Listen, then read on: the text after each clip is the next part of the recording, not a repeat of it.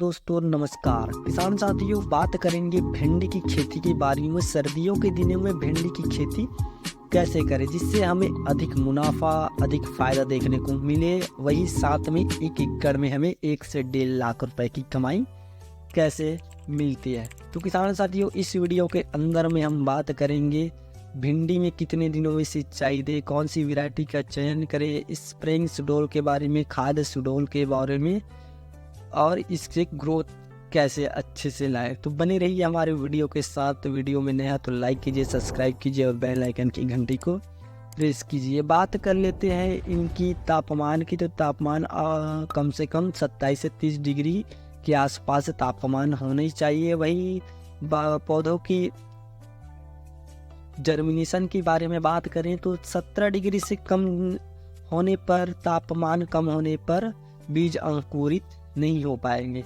तो किसान साथियों, पहले बीज को अंकुरित कर लेना है, उसके बाद ही बीज की रोपाई करें सीधा मिट्टी पे। और बीज की जो गहराई रखें वो कम से कम 3 इंच की दूरी पर आप बीज की रोपाई कर सकते हो। इसके लिए पीएच मान की बात करें तो 7.0 से 7.8 के बीच में पीएच मान रहने चाहिए।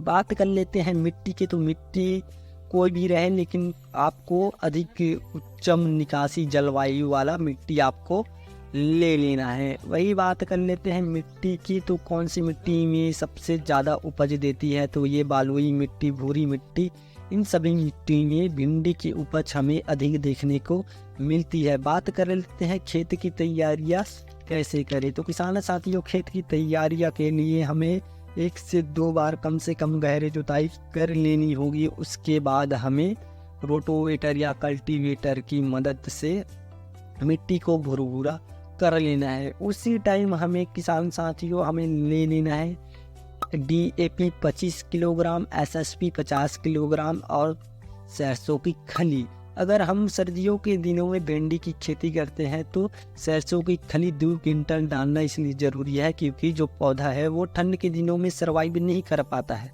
अगर सरसों की खली डालते हैं तो पौधे को थोड़ा हीटिंग महसूस होगा, तो वो आपके जर्मिनेशन भी अच्छा होगा और पौधों का बढ़ाव भी अच्छी होगी। तो इन सभी को आप डाल लेना। और खेत में गोबर खाद कम से कम 2 से 3 ट्रॉली, इसकी भी आपको बहुत ज़रूरत होती है। अगर बीज आप अंकुरित करके नहीं डालते हो तो आपको बहुत ज़्यादा लॉस देखने को मिल जाएगा। तो किसान साथियों, हमें बीज को जर्मिनेशन करने के लिए रात भर पानी में भिगो कर रखना है। उसके बाद बीज उपचारित कर लेना है। जैसे कि 3 ग्राम में कोजेब कार्बोडिजियम को आपको 1 किलो बीज को 3 ग्राम मेनकोजेब प्लस कार्बोडिजियम, इन दोनों के साथ मिलाकर किसान भाइयों निकाल लेना है। उसके बाद ही आप पौधों का रोपण करें, यानी बीज का रोपाई करें। बात कर लेते हैं खरपतवार नियंत्रण की। तो खरपतवार नियंत्रण के लिए किसान साथियों, हमें हमारे हाथों से ही बिना रासायनिक दवाई का यूज़ करें खरपतवार नियंत्रण करना चाहिए। क्योंकि खरपतवार नियंत्रण के लिए हम रासायनिक दवाई का उपयोग कर लेते हैं तो हमारे पौधे को जो है बहुत ज़्यादा असर देखने को मिल सकता है। क्योंकि ठंड के दिनों में भिंडी की खेती में हमें रासायनिक दवाई का उपयोग नहीं करना चाहिए, यानी कि यही कह सकते हैं कि खरपतवार नियंत्रण के लिए, यानी जैसे एपिड जैसिड कीट जैसे भी हो गए, उसके लिए हम रासायनिक स्प्रे का उपयोग कर सकते हैं। तो ये तो हो गई निदाई उड़ाई के बाद किसान साथियों। अब बात कर लेते हैं इनमें उन्नतशील किस्में का चयन कैसे करें। तो उन्नतशील किस्में जो है पूसा सवानी, राधिका F1 नामधारी NS 862 और बायर कंपनी का OH10-2,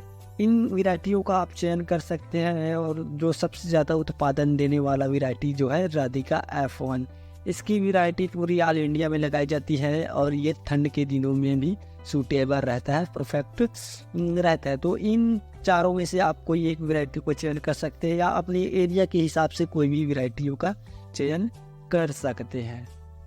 साथियों, अगर पौधा ज़्यादा है, ग्रो नहीं कर रहा है और पौधों में फल फूल देखने को आपको कम मिल रहे हैं, तो इसके बारे में भी हम वीडियो को थोड़ा आगे चलकर इसके बारे में भी बात करेंगे कि पेड़ में या पौधों में फूल फल कैसे अत्यधिक लगाएं, इसके बारे में भी हम चर्चा करेंगे। तो इसके लगने वाला जैसे कीट जो रहता है वह या वायरस भी इसमें पाया जाता है, जैसे कि मोजेक वायरस पाया जाता है, LBSV ये वायरस भी पाया जाता है, और लिटिकल वायरस भी भिंडी की खेती में देखने को मिलता है। वही बात कर लेते हैं इसमें लगने वाले कीट की। तो डाउन म्यूड्यूल, पाउडर म्यूड्यूल, इंथला कनोज या एफिड जैसी सफ़ेद मक्खी, थ्रिप्स, एंथ्राकनोज और लिकर माइनर, ये सभी जो है कीट भिंडी के अंदर प्रकोप देखने को तो मिलता है।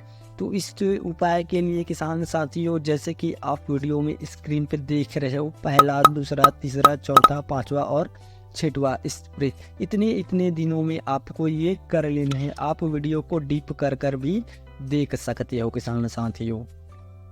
अगर वीडियो अच्छा लगा तो लाइक कर देना, सब्सक्राइब करना और बिल्कुल ना भूलिए।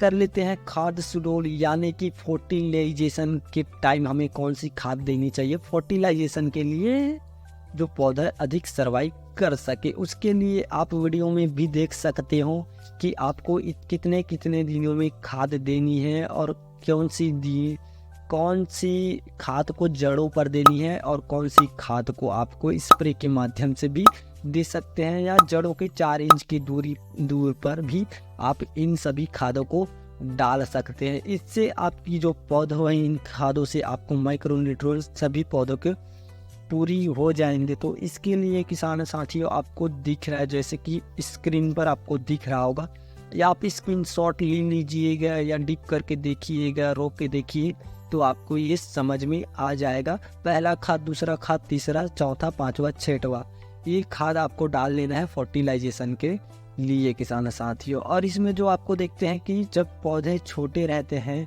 तो इसमें जो है इल्ली का प्रकोप बहुत ज़्यादा देखने को मिलता है। तो इल्ली का प्रकोप अगर आपको ज़्यादा देखने को मिले, यानी कि जो पत्ता खाने वाला कीट रहता है वो कीट आपको ज़्यादा दिखे, तो आपको ले लेना है बायर कंपनी का सोलेमन। आप इसका स्प्रे भी कर सकते हो 15 लीटर पानी में घोलकर, और ये या इसको आप अवेलेबल नहीं है आपके तरफ तो आप ले सकते हो प्रोफेक्स सुपर, इन दवाई का भी आप उपयोग कर सकते हो अगर आपकी खेतों में इल्लिया दिखाई दे रहा होगा तो। अब बात कर लेते हैं किसान साथियों, अगर आपको फल फूल की अगर थोड़ी सी कमी देखने को मिल रहे हैं आपके पौधों के अंदर, तो किसान साथियों आपको ले लेना है यूरिया उर्वरक खाद 30 किलोग्राम, माइक्रोन्यूट्रिएंट ले लेना है 5 किलोग्राम, और ह्यूमिक एसिड ले लेना है 1 किलोग्राम, और बोरान ले लेना है 500 ग्राम। इन सभी को आपको जड़ों के पास डालना होता है किसान साथियों।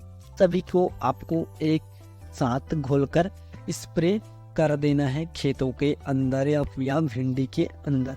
अगर किसान साथियों जो पौधा जो है उसमें आपको लगता है कि यूरिया ज़्यादा दे चुके हैं और जो पौधा है वो लंबे हो रहे हैं, हरे भरे हो रहे हैं, लेकिन फल फूल की जो समस्या है वो आ रही है ज़्यादा यूरिया देने के कारण, तो आपको ये बता देता है ये सिगरेट बात जो है, आपको ले लेना है बायर कंपनी का प्लानोफिक्स का उपयोग कर सकते हैं। 15 लीटर पानी में घोलकर इसे आप स्प्रे कर सकते हैं। तो पौधा जो है जो यूरिया आपको ज़्यादा दिए रहेंगे पौधों में वो सभी नष्ट हो जाएंगे और जो पौधा है वो मस्त हो जाएंगे, तो फल फूल इसमें भी ज़्यादा लगेगा। या आप प्लानोफिक्स का उपयोग नहीं करते हो तो आप घर का चमत्कार ये भी आप यूज़ कर सकते हो, लेकिन ये जो है पर्सनली बात है किसान साथियों, आप इनका यूज़ कर सकते हो। वही बात कर लेते हैं उत्पादन की, तो उत्पादन के लिए 1 एकड़ में कम से कम 65 से 70 क्विंटल उत्पादन देखने को मिलता है। अगर हम जनवरी में इसकी खेती करते हैं तो ये कम से कम आपको 45 से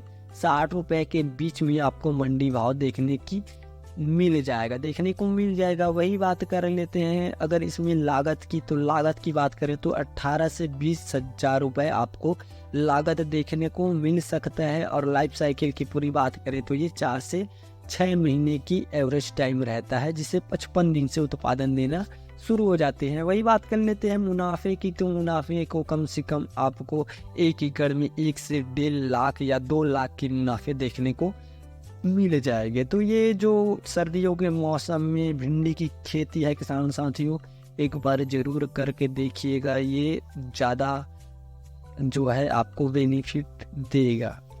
और कम खर्चे वाले हैं, जैसे कि 18 से 20 हज़ार लागत में ये इसकी खेती हो जाती है, तो बहुत अच्छी बात है और ये बहुत ज़्यादा आपको फ़ायदा देने वाला खेती